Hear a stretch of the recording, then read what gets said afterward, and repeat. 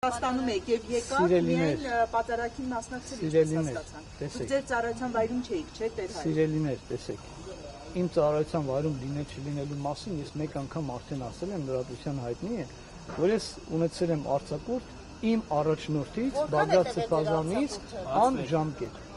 Այդ արձակուրդի, իհարկե լինում է, Բագրատ Սրբազանի պարագայում չի եղել։ Ժամկետը երբ լրացավ։ Եղել է, չէ՞։ Հիմա նույն Սրբազանից մինչև իհարկե, նույն Սրբազանից մինչև իր արձակուրդ գնալը, ես ինքս արձակուրդ եմ վերցել,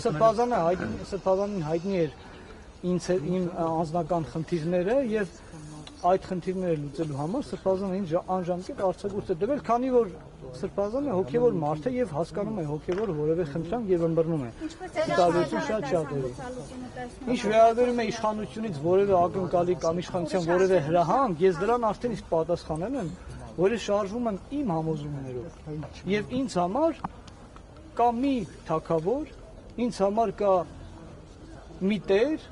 դա Հիսուս Քրիստոսն է, ով որ ինձ ասում է ես ինչ անեմ, ինչ չանեմ։ Մնացած ովքեր որ ինձ ինչ որ բան ասեն չեն ասի, դա չի նշանակում որ ես դա կարող եմ անել կամ ինչ որ մեկ ինձ ուղղորդում է։ Սիրելիներ, ես կարծում եմ որ Աստված ինձ այնքան միտք է տվել, որպեսզի ես կարողանամ ինքս իմ որոշումները կայացնել։ Ամեն մարդ է սխալական է, ես էլ կարող եմ սխալներ գործել եւ մեղա Աստծո թող Աստվածների ինձ եթե իմ սխալ բան գործեմ, բայց ես չեմ վախենում իմ սխալը բարձրաձայնելու, դրա համար ներողություն խնդրելու, իմ ժողովրդից բոլորից եւ դրա համար ապաշխարելու։ Ես կարծում եմ, որ մեր շատ եկեղեցականների, հատկապես բարձրաստիճան, հենց խնդիրը սրանում է, որ մենք քրիստոնեաբար չենք վերաբերում մեր սխալներին։ Այո, մենք բոլորս էլ մարդ ենք, կարող ենք սխալվել, բայց դրա համար այդ սխալը մաքրելու, շտկելու համար Աստված մեզ ճանապարհը ցույց տվել է։ Հայ առաքելական եկեղեցին ունի այդ ճանապարհը, դա գաղտնիք չէ սիրելի։ Դուք մի հեռախոս եք հրաժարվել ստի թողնել այնտեղ, հիմա շատ բարձր բաներից եք խոսում։ Մենակ ձեր հեռախոսը խնդրում եմ համաձայնել տարբեր հարցեր եք տվել։ Հեռախոսը ինչու ես պիտի թողնեմ։ Ինչ եմ անում, ինչու ինձանից պահանջվում նման փոքր ցածր բաներ հեռախոսը թողնել։ Վարչապետի մոտ գնալիս երբ որ պահանջվի թողնել, չեք թողնելու։ Սիրելիներ, ես ամեն պահի կայացնում եմ համապատասխան որոշում։ Եթե ես այս պահին կարծում եմ, որ իմ հեռախոսը պիտի թողնեմ տունը, տնից դուրս գամ, թողնում եմ տանը։ Եթե այս պահին ստացվել է, որ հեռախոսը ինձ մոտ է,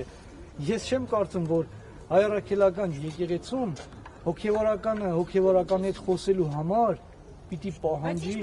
հեռախոսը ինչ որտեղ թողնել։ Դա ինձ համար արդեն իսկ աբսուրդ է։ Բայց Դամնիկոմ, ես ինչու պիտի իմ հեռախոսը թողնեմ, եթե ես եկել եմ հոգևորական մարդկանց հետ ինչ-որ բան հոգևոր թեմաներ խոսելու։ Մակարդակի վրա լինեք դե։ Ինչ կապ ունի մակարդակը։ Հիմա մեկը մտնի բան գողանա, ինձ ասի արի իր հետ գողանանք մի մակարդակին, մենք էլ ենք գողանում, դու էլ գողացի։ Կառավարություն իշխանության ներկայացուցիչների մոտ գնալիս էլ չեք թողնել։ Սիրելիներ, իմանանք, որպեսզի հետևեն։ Կամ դեսպանատներ ավելի հավանական է դեսպան։ Ես երբևէ նման խնդիր չեմ ունեցել եւ դրա մասին մտածելու կարիք չեմ ունեցել եւ կարծում եմ հիմա դա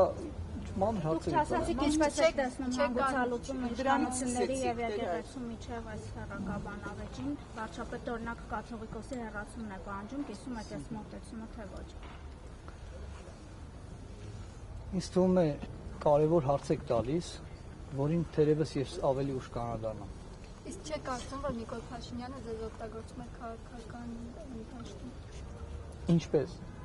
Նույն Հովհաննավանքում պատարագի մասնակցել։ Դուք կարծում եք Նիկոլ Փաշինյանը ինձ հրավիրել Հովհաննավանքում պատարագի մասնակցել։ Դուք կարծում եք, որ Տեր Արամը իմ ընկերն է,